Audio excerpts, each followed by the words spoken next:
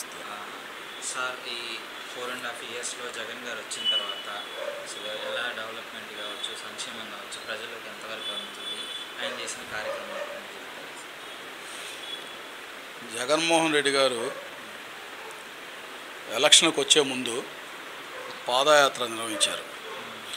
పాదయాత్రలో మొత్తం తిరిగి మన రాష్ట్రం అంతా తిరిగి ప్రతి ఒక్క పల్లె కానీ పట్టాలు కానీ అన్నీ కూడా తిరిగి పేద ప్రజలకు ఏం కావాలా, వాళ్ళకి ఎటువంటి సంక్షేమ పథకాలు ఇవ్వాలా అనే క్రమంలో మొత్తం కూడా ఆ రోజు ఎలక్షన్కి వచ్చే ముందు మేనిఫెస్టో ఒకటి తయారు చేశారు.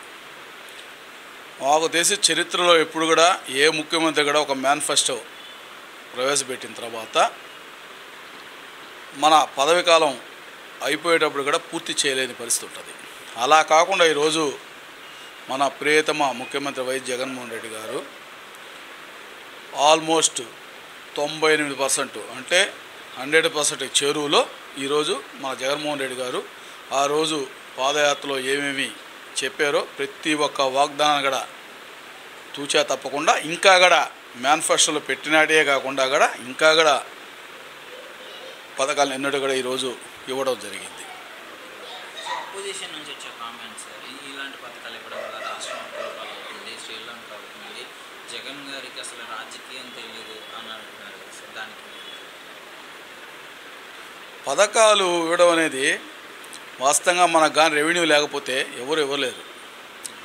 వాళ్ళు ఫ్రీ అనేది కానీ పథకాలు అనేది ఈరోజు కాదు, ఏ ప్రభుత్వం వచ్చినా కానీ ఉంటుంది.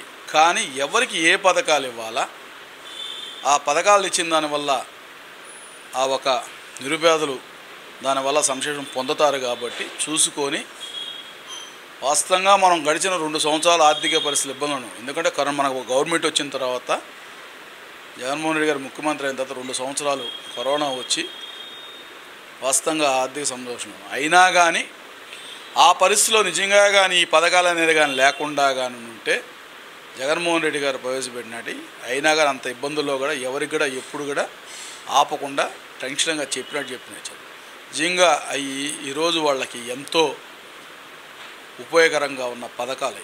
అంతేకాదు ప్రతిదీ కూడా ఏదైనా తీసుకోండి ప్రజలకి ఉపయోగకరంగా పెడుతున్నారే కానీ దుబారా కానీ వేస్ట్ కానీ ఏ పథకాలు కూడా ఇవ్వడం లేదు.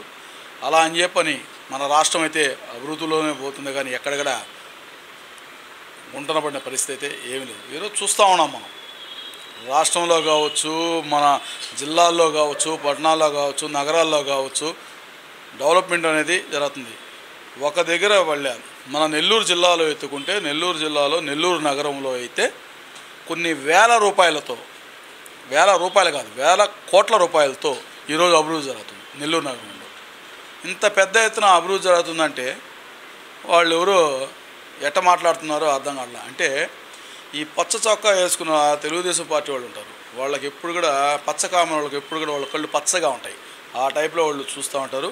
ఈరోజు చాలా పెద్ద ఎత్తున మన రాష్ట్రం కావచ్చు, మన నగరాలు కావచ్చు, మన మండలాలు కావచ్చు, ప్రతిదీ కూడా పంచాయతీలు అన్నీ కూడా చాలా బాగా డెవలప్ అవుతున్నాయి. అంతేకాకుండా కూడా మన సచివాలయ సంస్థ తీసుకొచ్చిన తర్వాత ప్రతి ఒక్కరికి అర్హులైన వాళ్ళు ఎవరున్నారో వాళ్ళని చూసి ఏరి కోరి ఈరోజు ఎవరు అర్హులైనా కానీ వాళ్ళకి వెంటనే కూడా పథకాలు ఇవ్వడం జరుగుతూ ఉంది. వాలంటీర్ సిస్టమ్ అనవసరమైన సిస్టమ్, అసలు వాలంటీర్ సిస్టమ్ దేని వాళ్ళకి విజ్ఞాపన చేస్తున్నారని పవన్ కళ్యాణ్ దగ్గర నుంచి సోషల్ మీడియా చూడమ్మా, వాలంటరీ వ్యవస్థ వచ్చిన తర్వాత ప్రతి ఒక్కరికి మనం వారికి అందాల్సిన సంక్షేమ పథకాలన్నీ కూడా వాళ్ళకి చేరుతున్నాయి. నిజంగా ఈరోజు మన జగన్మోహన్ రెడ్డి గారిని చూసిన తర్వాత బయట రాష్ట్రాలందరూ కూడా ఈరోజు మన ఏపీ సైడు చూస్తున్నారు. ఎందువల్ల అంటే ఈ ఒక వాలంటరీ వ్యవస్థను తీసుకొచ్చిన తర్వాత ప్రతి ఒక్కరికి గతంలో ఎగ్జాంపుల్ ఒక పెన్షన్ తీసుకోవాలంటే 3-4 రోజులు పడిగాపులు కాయాల. ఎండల్లో ఆడ చెట్టు కింద నిలబడి ఆడ ఎక్కడికి వెళ్తాడో 3-4 రోజులు వాడు ఏ రోజు వస్తారో ఏ రోజు ఇస్తారో తెలియదు. ఈరోజు అదే వాలంటరీ వ్యవస్థ వచ్చిన తర్వాత 1వ తేదీ టెన్షన్గా ఉదయాన్నే గుడ్ మార్నింగ్ చెప్తూ 5:30 నుంచి కోడి కొయ్యకు ముందే ప్రతి అవ్వ తాతలకి పెన్షన్ ఇవ్వడం జరుగుతుంది ఈరోజు. అలాంటిది ఈరోజు వాలంటీర్ వ్యవస్థ గురించి వాళ్ళు మాట్లాడడం కరెక్ట్ కాదు. ఎందుకంటే ఇదంతా ఏంటంటే జగన్మోహన్ రెడ్డి గారు ప్రభుత్వం బాగా పనిచేస్తుంది, బాగా అభివృద్ధి ఉంది. ఏదో చెప్పాలని చెప్పడం తప్పనించి వాళ్ళు కొత్తగా ఏది కనిపెట్టి చెప్పే పరిస్థితి అయితే ఏం లేదు.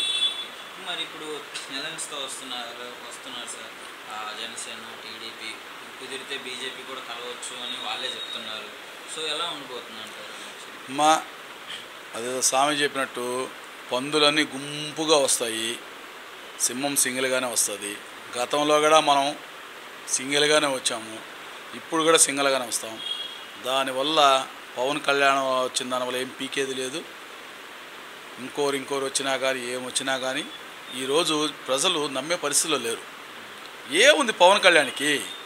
అతను ఏదో సినిమాలు యాక్ట్ చేసుకుంటా అతను ఏదో 2 స్టెప్పులు వేసుకొని 2 డైలాగులు చెప్తే ప్రజలు ఏదో సపోర్ట్ కొడతారు. అంతేగాని రాజకీయాల్లో ఆయన ఏమి ముద్రేస్తారు, ఏం చేస్తాడని చెప్పు. ఇప్పుడు ఏదో చేసేటప్పుడు ఏంటంటే అంతో ఎంతో ఏదో ఒకటి నాలెడ్జ్ ఉండాలి. ఎవరు ఏం మాట్లాడతాడు? అంతకనే మాట్లాడతాడు, ఏం చేయలేడు. ఆ టైప్లో చెప్పింది అలా ఏం చేస్తారు?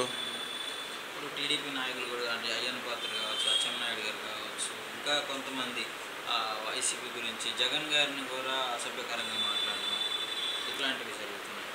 ఒకటే చెప్పమ్మా, అదేదో సామెత ఉంది, నవ్విన నాచేమే పండుతుందంట. అంటే అది పండినప్పుడు రాలిపోద్ది. ఇవన్నీ తాత్కాలికంగా వాళ్ళు ఏదో మాట్లాడారని చెప్పని మనం దానికి రియాక్ట్ అవ్వాల్సిన. ఈరోజు రాష్ట్ర ప్రజలు చూస్తున్నారు, వాళ్ళు ఏం మాట్లాడుతున్నారు, మన జగన్మోహన్ రెడ్డి గారు ఏం మాట్లాడుతున్నారు, ప్రజలంతా చూస్తున్నారు. ఖచ్చితంగా వీళ్ళందరికీ రేపు రాబోయే 2024లో బుద్ధి చెప్తారు. వాళ్ళు నిజంగా ఎవరు ఎక్కడుంటారో ఏమైపోతారో, రాలిపోయే ఆకులు పూలు పండ్లకి కొంచెం ఎక్కువ ఉంటుందంట ఇది షైనింగ్. అట్లాగా అంత మించి ఇంకా వేరే ఏం లేదు. ఖచ్చితంగా మాత్రం రాబోయే 2024లో మన రాష్ట్ర ప్రజలంగా బుద్ధి చెప్పి ఖచ్చితంగా మనకి 175కి 150 స్థానాలు ఈరోజు జగన్మోహన్ రెడ్డి గారు వచ్చే పరిస్థితి, ఈరోజు క్లీన్ స్వీప్ చేసే పరిస్థితి కనపడతా ఉంది. అయితే ఒకసారి లోకేష్ గారు అన్నారు సార్, ఎవరికి ఎక్కువ కేసులు ఉంటే వాళ్ళకి నేను పదవులు ఇస్తాను అని చెప్పేసి ఒక ప్రెస్ మీట్లో మాట్లాడారు. అంటే ఈసారి అసలు మంగళగిరిలో ఎలా ఉండబోతుంది అంటారు? లోకేష్ గారి కామెంట్స్ మీద అసలు మీరు ఎలా చెప్పారు కదమ్మా? ఇప్పుడు అతను చెప్పింది వాస్తవమే కదా. ఏమని ఎవరికి ఎక్కువ కేసులు ఉంటే వారికే పదవులు అన్నారు. మొట్టమొదటి పదవి ఫస్ట్ వాళ్ళ ఆయనకి ఇప్పించాడు. చెప్పిన తర్వాత ఈరోజు రాజమండ్రిలో పోయి ప్రతి ఒక్క కేసు, అది ఎక్కువ కేసులు ఉన్నాయి కాబట్టే కదా. సేమ్ అంతే వాళ్ళు కూడా ఏంటంటే పాపం ఆ మాట చెప్పి లోకేష్ కావచ్చు, ఇంకోరు కావచ్చు, చిన్న నాయకులందరినీ కూడా ఆ మాట చెప్పి అందరినీ కూడా అతను పాపం ఆ సెంట్రల్ జైలుకో, ఆ రాజమండ్రికో, ఇంకో దగ్గర పంపించే పరిస్థితి చెప్పాడు కదా. అందుకే ఫస్ట్ మొట్టమొదటిసారిగా అతను చెప్పిన దాంట్లో ఎంత ఎక్కువ కేసులు ఉంటే అంత పెద్ద పదవి ముందుగా వాళ్ళ నాయనకి ఇచ్చాడు. ఈరోజు వాళ్ళ నాయన పరిస్థితి చూస్తూ ఉన్నారు. రేపు ఇంకా కూడా ఒక్కొక్క కేసు వస్తూ ఉన్నాయి రేపు పాపం. ఎందుకంటే వయసు కూడా దాటిపోతూ ఉంది. చేయలేదు, నేను అనవసరంగా నా మీద కేసులు పెడుతున్నారు, కుట్రపూరిత కేసులు అని చెప్పేసి పవన్ కళ్యాణ్ గారు అదే అంటున్నారు. తప్పు చేసినాడు ఎవడు కూడా నేను తప్పు చేశానని ఎవడు చెప్పడు. తప్పు చేసినాడు ఎవడు కూడా నేను తప్పు చేశానని చెప్పడు. ఈరోజు ఇంత పెద్ద మనకి లా ఉంది, న్యాయస్థానాలు ఉన్నాయి, అన్నీ ఉన్నాయి, సుప్రీంకోర్టు ఉంది, హైకోర్టు ఉన్నాయి, కింద కోర్టులు ఉన్నాయి. ఎన్ని కోర్టులు చేసి ఒక మనిషి తప్పు చేయకుండా ఊరికే వాళ్ళకి శిక్ష వేయాలంటే ఊరికే వేయరు. ఆయన ఏదో ఊరికే ప్రజలను మెబ్బపెట్టేదాని కోసం నేనే తప్పు చేయలేదని చెప్పని, నాకు వయసు అయిపోయింది 70 సంవత్సరాలు అంటే పుట్టినోళ్ళు తప్పు చేసినా తప్పే, న్యాయస్థానం శిక్షిస్తుంది. 70 సంవత్సరాలైనా 100 సంవత్సరాలైనా కానీ తప్పే, న్యాయస్థానం ఎవరినైనా సరే ఖచ్చితంగా శిక్షిస్తుంది. దాంట్లో అయితే మాత్రం ఏమీ మార్పు ఉంది. 100% అమ్మా ఖచ్చితంగా. ఎందుకంటే ఈరోజు చూస్తూ ఉన్నాం. ఒక చిన్న మాట చెప్తున్నాను, ఎవరైనా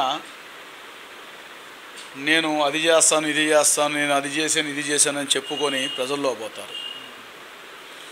ఈరోజు ఏపీవై నీట్ జగనన్న అని చెప్పని ఒక వినాదంతో పోతున్నాడంటే ఆ ధైర్యం అనేది ముందు ఉండాలి ఒక నాయకుడికి.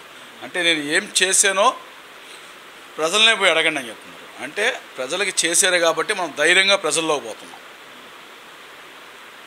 ఈరోజు ప్రజల్లో పోతున్నాం. అట్లాగా ఎవరైనా కానీ నెల్లూరు నగరంలో తీసుకోండి, నెల్లూరు నగరంలో అనిల్ కుమార్ యాదవ్ ఉన్నారు, నిత్యం ప్రజల్లో ఉంటారు. మేము గత 25-30 సంవత్సరాల రాజకీయాల్లో మేము ఉన్నాం. ఈరోజు నెల్లూరు అభివృద్ధి అనే నగర అభివృద్ధి ఇంత సర్వవేగంగా చూడాల. అదే అనిల్ కుమార్ యాదవ్ గారు మంత్రిగా కావచ్చు, ఎమ్మెల్యేగా కావచ్చు ఉన్న తర్వాత 100 కోట్లతో ఈరోజు నెల్లూరు నగర అభివృద్ధి జరుగుతూ ఉంది. ముఖ్యంగా పెన్నా బ్రిడ్జి, ముగ్గురు ముఖ్యమంత్రులు మారారు. ఈరోజు వైఎస్ జగన్మోహన్ రెడ్డి గారు వచ్చిన తర్వాత నెల్లూరు నగర శాసనం అనిల్ కుమార్ యాదవ్ గారు అతను పూర్తి చేశాడు. అలాగే రెండో వంతెన ఫ్లైఓవర్ 50 సంవత్సరాల నుంచి మైపాడు రోడ్డు జనాలు చాలా ఇబ్బంది పడేవాళ్ళు. ఈరోజు మైపాడు రోడ్డు, నెల్లూరు నగరంలో పార్కులు, రోడ్లు ఒకటి కాదు చెప్పుకుంటా పోతే అభివృద్ధి లేదని అపోజిషన్ వాళ్ళేమో అదే కదా రమ్మంటుండేది. మా నగర శాసనం అనిల్ కుమార్ యాదవ్ గారు ఎప్పుడు కూడా చెప్తున్నారు, చర్చికి రాండి అని. చర్చికి రారు, ఊరికే అభివృద్ధి అని అడుగుతుంటారు. చెప్పాం కదా, ఏదో బురద చేయాలనే ప్రయత్నం తప్ప ఈ తెలుగుదేశం ప్రభుత్వానికి అంతకన్నా ఏమీ లే. గతంలో తెలుగుదేశం ప్రభుత్వం ఉండేటప్పుడు అయితే జన్మభూమి కార్యక్రమం ఒకటి పెట్టేవాళ్ళు. ఆ కార్యక్రమం పెట్టి ఆడ జనాలను పోగేసుకొచ్చి వాళ్ళు ఏదో అర్జీలు తీసుకుపోయిస్తే అంత తూతూ మనం చుట్టికి బుట్టలో వేసేవాళ్ళు.